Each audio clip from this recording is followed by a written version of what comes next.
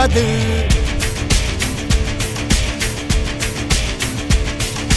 இதரைய கொல்லு இமயத்தை வெல்லு உனக்கு ஒரு எல்லை கிடையாது. யாரோ யாரிவனோ ஒரு நீரோ தீயோ யார் அறிவார். ஆளும் வேறிவனோ அதை அசைத்து பார்க்க யார் வருவார்.